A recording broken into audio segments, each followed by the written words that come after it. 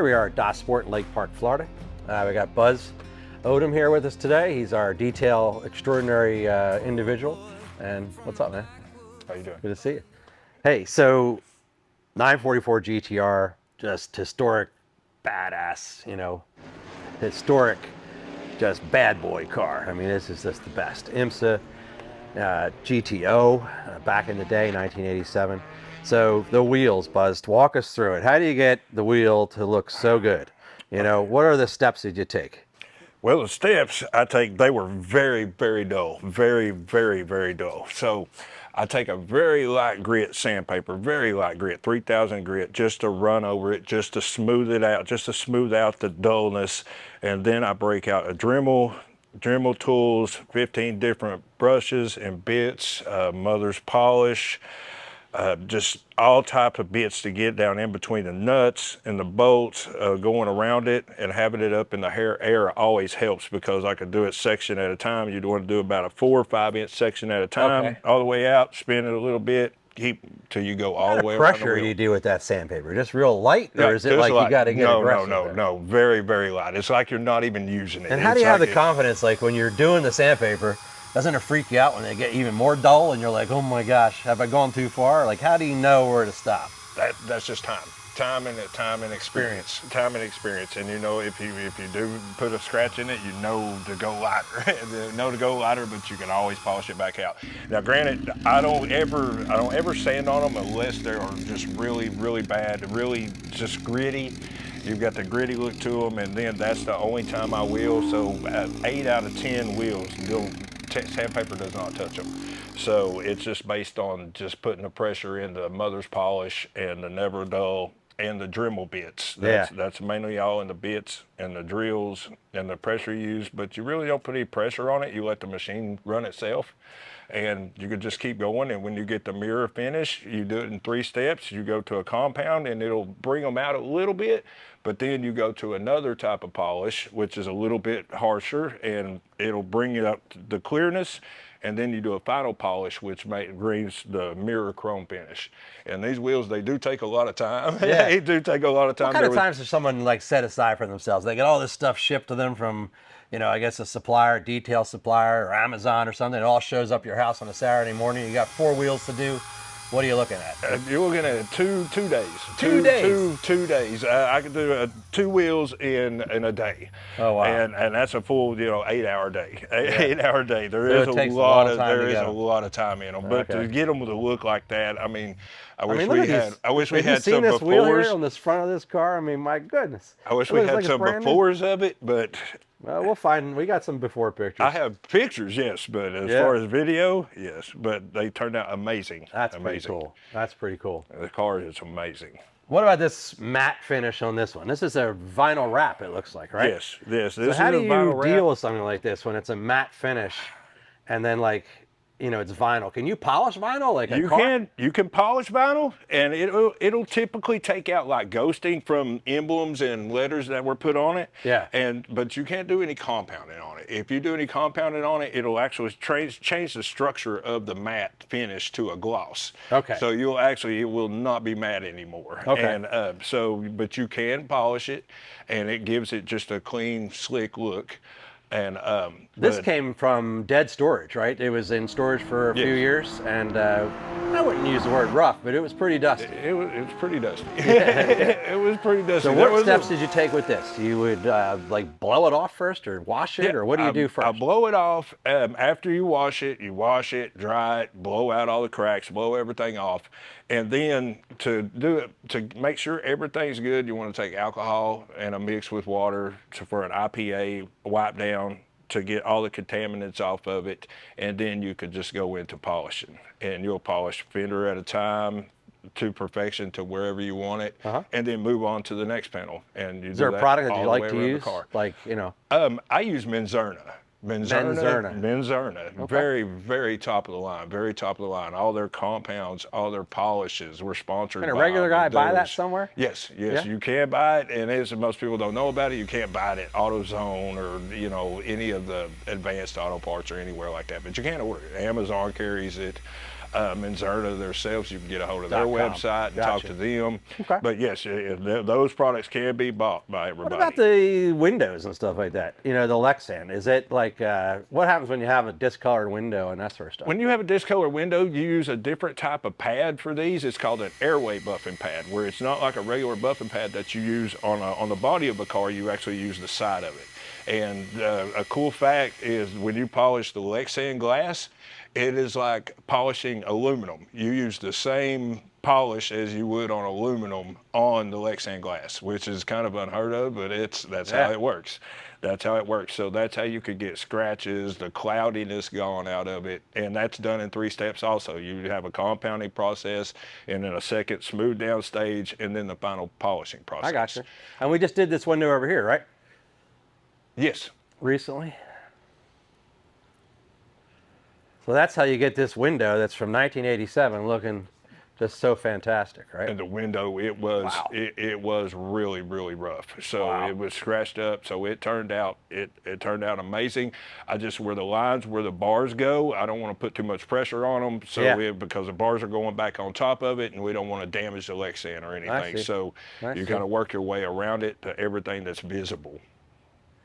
So when you get a car like this with this fantastic wrap here, do you seal it, or how do you keep that cosmic looking car so fantastic? Well, after you polish it, you seal it. I use a ceramic spray by System X that I'll use on it, that I use to maintain all the ceramic coated cars. And so it's sealed with the ceramic that will last it up to 2 years of protection without wax, and it'll keep it clean on the track. Rain, water, everything just flies off of it, so nothing sticks to the paint anymore. I see. Very good. And tell us about this green Land Rover I see in the background. I know, every once in a while, Dougherty slips in a Land Rover on you or something weird, right? Yeah. But this Land Rover here, it was stored outside in Florida, in not a very good environment, right? Not a very good environment. Yeah. So what happened with this one? It came in rougher than the first night in jail, huh? It came in really, this was Yeah. an actual 3-day job to get this in the proper manner. And then It was all oxidized. It was all oxidized. Everything was oxidized. These were faded. So these are ceramic coated to bring back the darkness of them. Right. But the tire was removed. Everything was polished on the car. And everything, I haven't yet to do the windows yet, but this car turned out amazing. And I did run into it for it. It was sitting somewhere around damp and moisture. And we had What did you find there? I had a bad issue with, I started smelling something. And I got in the car. I smelled it from actually outside the car. And I got in and looked up. The whole inside of the top, the whole canvas top was covered in black mold. Really? So that's a very, very dangerous health hazard. If it would have sat in here with no windows on it, and everybody in the shop would have got sick. Everybody would have been sick. So you got to clean this out. Wow, look at the underneath of this. I You used got a it steam perfectly. cleaner, Yeah.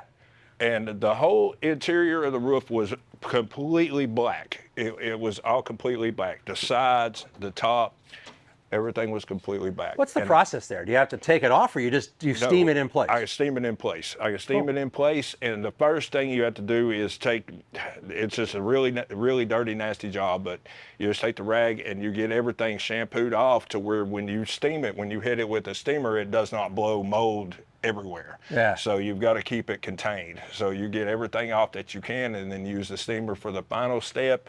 And it smells fresh in here now. Everything's clean. Safe for the Everything was person to stripped. put their It's safe. family in it and It's drive safe. down the road, It's huh? completely safe now. Completely safe. So you never know what you're going to get into here with Dougherty, huh? No. Every but day is like an everything's amazing. adventure. Everything's Yeah. amazing though. Yeah. It's the racing, or we get old Land Rovers, just amazing, amazing cars. Doing a quick turnaround on something, right? And all these wheels behind my shoulder here, what's going on there? Those are all wheels that you've done, huh? Yes.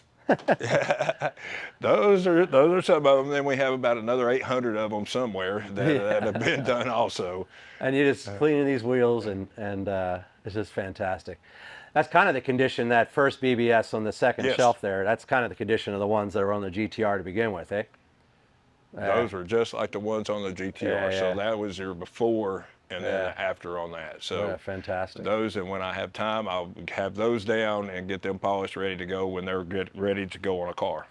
When you see raw carbon like this over here, you know, what is there something special you do from a wash-up job or anything like that? Like, you know, how do you keep it, you know, this has a dull finish. This has a more shiny finish. This must be coated with something, huh? Yes, that's clear coated over top of the carbon, and that's just bare carbon. These are bumper covers for 991 GT3Rs, it looks like, or something, huh? Yeah. We got this carbon. How do you take care of this carbon at home? You use like just a mild soap? Like, what would you recommend? Just a mild soap.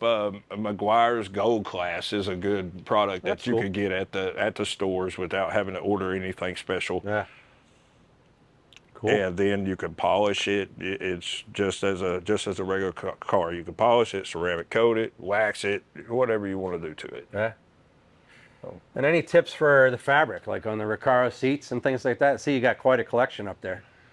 We do have a lot of seats. Now the seats, they're pretty easy to clean. You just take a wash mitt, you shampoo them, hand shampoo them, do them by hand, use an air hose, a mild brush to where you can brush out any dust, anything that's caught inside of them, and then blow everything out, and they end up looking new, of course. What do we got going on here? We're here at Dotsport in Lake Park, Florida. We got this 87 944 Turbo Cup. So this was a showroom stock series car, just the absolute, you know, best car to run. This car was destined for SCCA racing, and it's come down here for it's a real big cleanup, right? We just completed on it, right? Yes. Yes, sir. We just so completed it. One of the Recaro seats, we were talking about that earlier today on the keeping the fabric clean and that sort of stuff. Take us through the process of getting that seat looking brand new again. The process, soap, water, shampoo, a lot of suds. You use a lot of suds to go over with a soft wash mitt, and you don't get the wash mitt wet. The big trick about doing these seats is you use the suds from the soap. You use the suds to remove everything, and it lifts everything off. It lifts it out, and you don't soak anything. There's no reason for that, but the suds and just a little mild pressure, swirly movements, removes everything up, and then an air hose blows everything out. Yeah. And then you just take a clean rag, give them a good wipe down, they're ready to go. Wow. And then this thing, like this door jams, this car looks like you made this thing look brand new. She is beautiful, absolutely beautiful. Geez, even the wheels got polished on this one. Wow. So even though they're white, they're just painted white, but they still got a polished job, and the car turns out amazing. This is a showroom car. It's absolutely gorgeous. Yeah. Let's go through the engine bay on this one.